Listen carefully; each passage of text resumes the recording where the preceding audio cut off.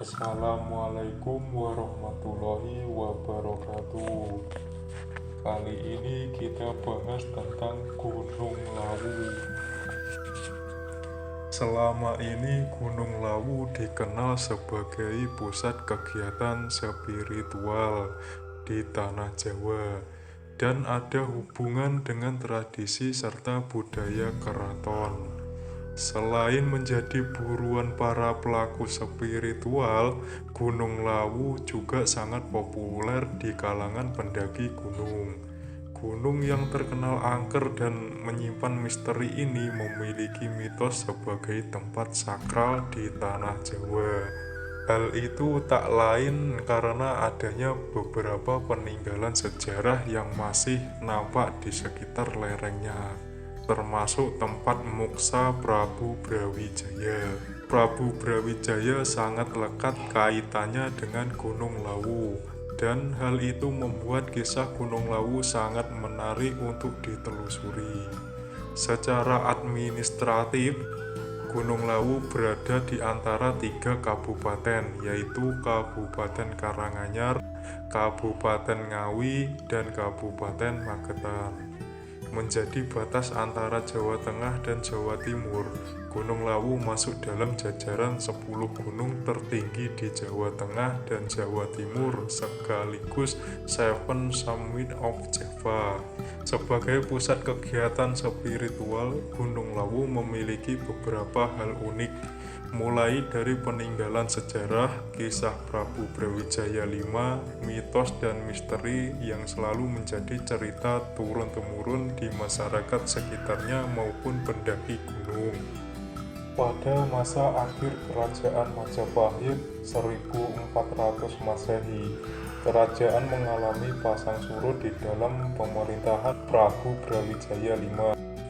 Putra Brawijaya V yang bernama Raden Patah mendirikan kerajaan Islam, yaitu Kerajaan Demak yang menjadi kerajaan besar di Jawa. Brawijaya gagal membujuk Raden Patah untuk kembali ke kerajaannya dan menolak jika kerajaan Demak menjadi bawahan kerajaan Majapahit. Berawal dari pemberontakan menantunya sendiri, Prabu Brawijaya pindah ke kerajaan Demak. Raden Patah bermaksud mengajak ayahnya untuk memeluk agama Islam, tetapi Prabu Brawijaya menolak ajakan Raden Patah. Prabu Brawijaya tidak ingin terus berdebat yang akan mengakibatkan perperangan dengan anaknya sendiri. Akhirnya memilih jalan untuk melarikan diri bersama pengikutnya ke Karanganyar. Ada beberapa peninggalan Prabu Brawijaya di masa pelariannya. Candi Sukuh berada di Dusun Sukuh, Desa Berjo, Kabupaten Karanganyar. Di sini Prabu Brawijaya dan pengikutnya membangun Candi Sukuh dan tetap memeluk agama Hindu. Sebelum candi selesai, pasukan Demak kembali mengejar sang Prabu yang membuatnya berlari ke timur. Yang kedua, Candi Cetho berada di Dusun Cetho, Desa Gumeng, Kecamatan Jenawi, Kabupaten Karanganyar.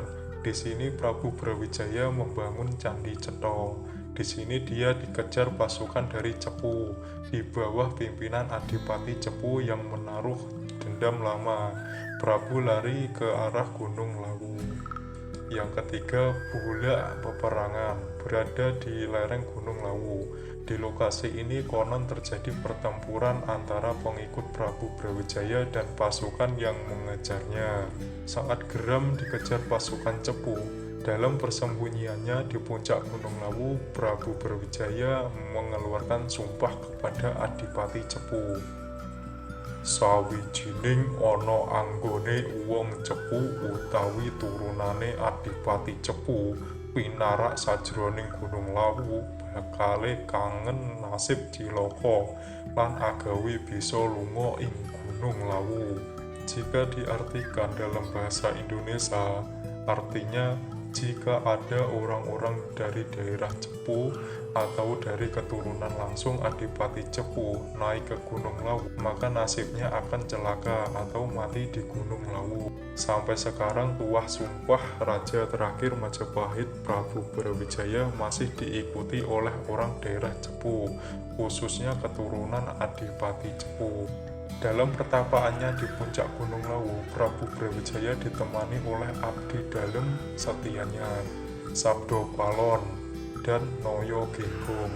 Di sekitar puncak Gunung Lawu ada beberapa tempat yang pernah digunakan oleh Prabu Brawijaya, yaitu yang pertama Sendang Derajat.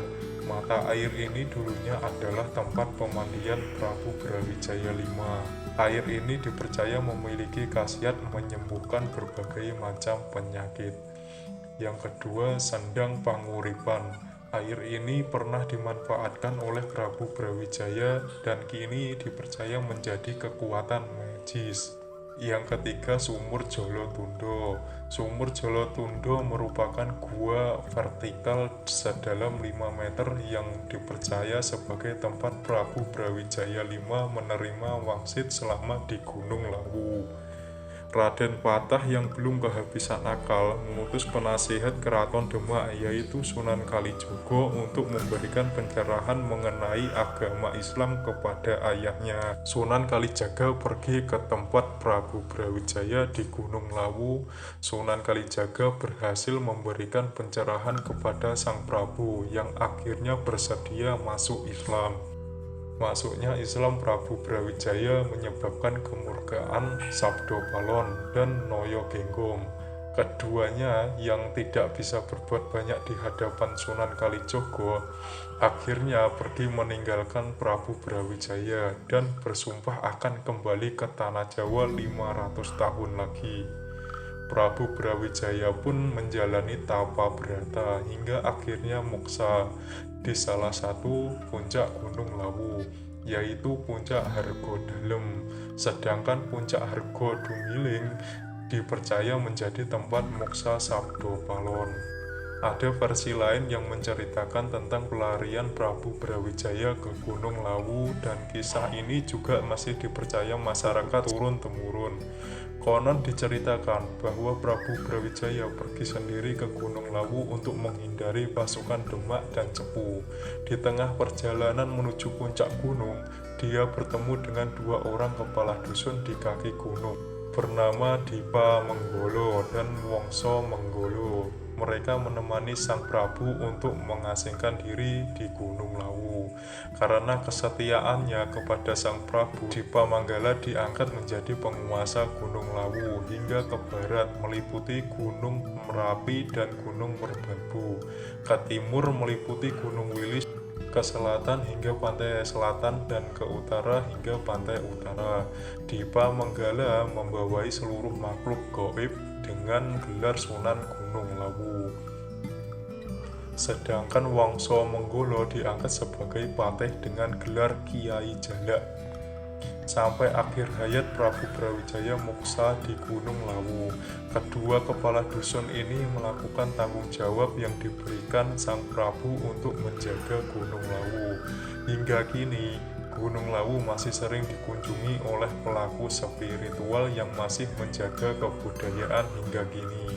Salah satu kebudayaan yang masih dijalankan sampai saat ini adalah tradisi malam 1 Suro atau 1 Muharram dalam penanggalan Islam. Tradisi memperingati malam 1 Suro di Gunung Lawu telah berlangsung turun-temurun dan selalu dijaga keberadaannya oleh masyarakat sekitar, terutama masyarakat Jawa.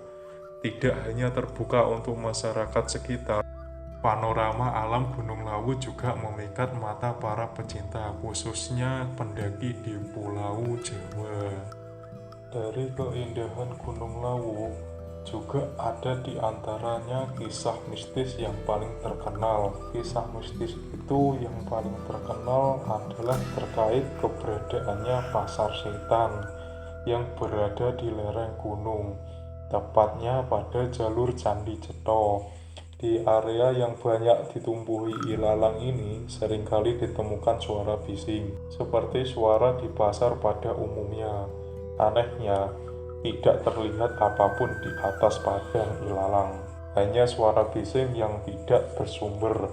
Tapi beberapa pendaki ada yang mengaku mendengar suara orang menawarkan dagangan. Menurut kepercayaan masyarakat, apabila mendengar suara bising tersebut, pendaki bisa menjatuhkan salah satu barang berharganya sebagai cara untuk membeli barang atau barter di pasar ini. Yang kedua, jelmaan jalak gading.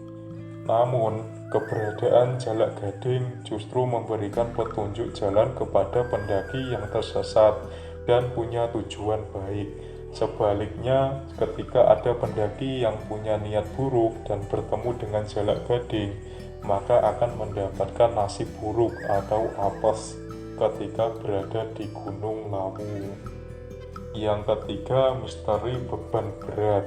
Ada juga kisah misteri yang menceritakan kisah pendaki tiba-tiba merasa mendapat beban berat ketika mendaki. Padahal beban yang dibawa awalnya sudah dibawa dengan mudah.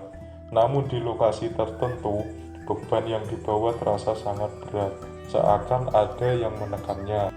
Ini membuat para pendaki harus berhenti berulang kali karena merasa menanggung beban terlalu berat. Bahkan sampai harus berjalan membungkuk seperti orang yang rukuk saking beratnya. Yang keempat, suara nafas seperti manusia. Suara ini tiba-tiba terdengar oleh pendaki saat melakukan perjalanan. Suara terdengar sangat jelas sehingga pendaki seketika akan langsung menghentikan perjalanannya. Yang kelima, ada lagi suara delman khas dengan sepatu kuda dan gemericik loncengnya. Suara delman ini sempat didengarkan oleh pendaki yang secara tidak sengaja memakai baju hijau dan tenda berwarna hijau. Padahal menurut masyarakat setempat, pendaki dilarang menggunakan baju dan atribut hijau saat ke puncak. Itulah cerita singkat dari Gunung Lawu. Mari kita ambil hikmahnya. Jangan lupa subscribe, like, dan